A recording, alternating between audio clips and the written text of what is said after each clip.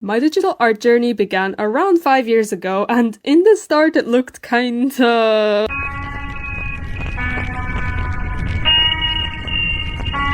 And now it looks like this.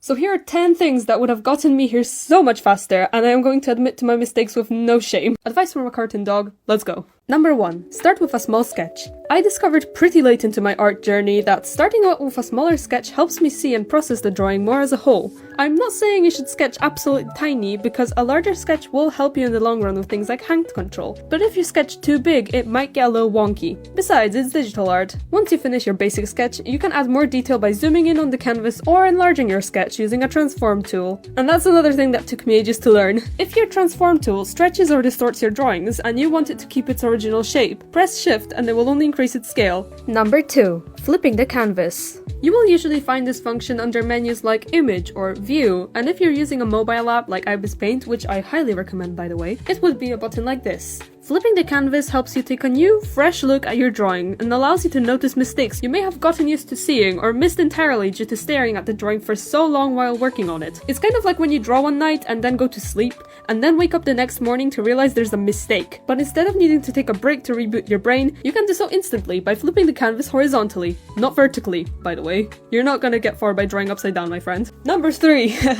Do not save ideas for when I get good. If you have an idea right now that you're saving for later, there is a 90% chance you will lose passion by the time you think your skills are adequate. Which I suppose isn't too bad. You lost passion, you can now move on to something else, but the thing is, if you're still working on your skill level, how are you gonna get there? By drawing things you don't even want to? Or maybe constant studies and theory? To me, this sounds like the perfect recipe to get bored and quitting. That's why you need to start drawing the things you actually want to draw. Because 1, it will make your art actually enjoyable, and 2, you'll probably lose passion if you wait too long, so it's really now or never. Number 4. Oh my god, why did I say it like that? Kill me, please. Sketch with lines as thin or thinner than the line art. This is another one of my theories about how the brain processes drawings, and it's a tip to prevent the line art looks so much worse than the sketch kinda issue. Basically, when I sketch with either thick lines or have a messy sketch, it proves a bigger margin of error for my brain. Then, once it's time to do line art, I could draw the line here, or anywhere in between,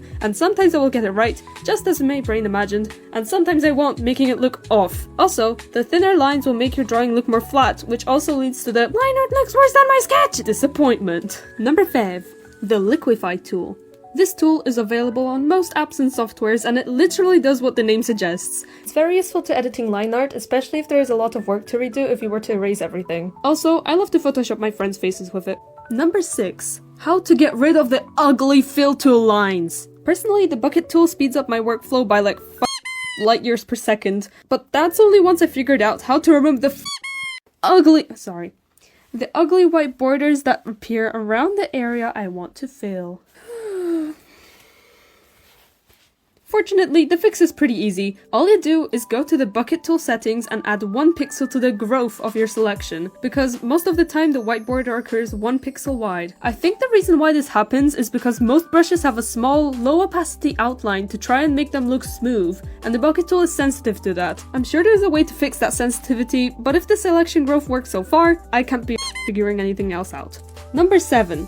Drawing tablet pixel density. That's right, technology app. So if you're a beginner artist, it might not be your priority to own a drawing tablet. But if you ever decide to, I must address one big mistake I made when purchasing my first pen display. A pen display tablet is a drawing tablet with a screen, so when you draw on it, the lines appear directly underneath your stylus, which I liked because the eye-hand coordination of a screenless tablet wasn't working out for me. But my thought process when tablet shopping was bigger means better, which isn't a bad thing. I still prefer a larger workspace, but what I didn't realize was how much PPI I sacrificed. PPI sounds funny, and it stands for pixels per inch, so that's how many pixels are lined up per inch of your screen. So if you have a screen with a fixed resolution, and then were to increase its size, the pixel density would go down. Remember, the resolution doesn't change, so all that happens are the pixels getting bigger along with the screen. And because I bought a 21.5-inch screen tablet, at HD resolutions, the pixels are pretty big, especially when I sit close to the screen. The pixels are so noticeable, I cannot catch many details when reading text or even looking looking at small things like icons, and drawing small things when not zoomed in is also a tad more difficult. According to Google, a decent pixel density starts at 130 ppi, and after some measurements and calculations, it turns out my tablet's ppi stands at a majestic 102. Who would have thought it's that low? Who would have thought? Fortunately, most manufacturers will list the ppi of a drawing tablet in the specifications list, and here's a table you can use to compare pixel densities of different screen sizes and resolutions.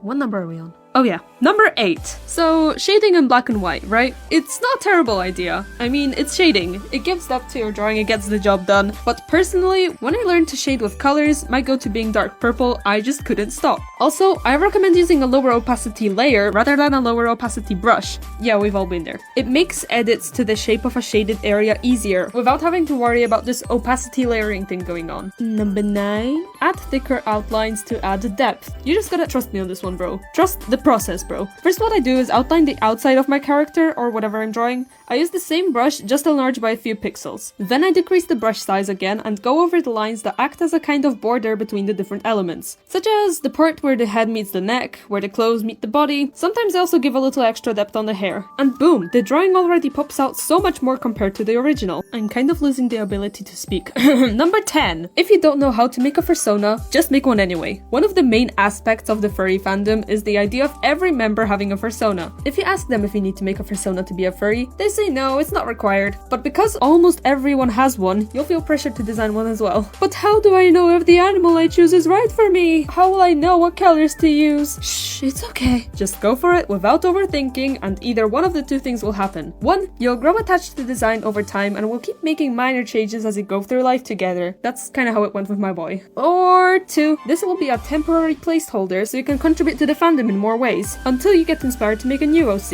You can have more than one. Anyway, that's 10 points, I think. Yeah, I was counting for the video, wasn't I? Okay, thank you for watching, see you next time!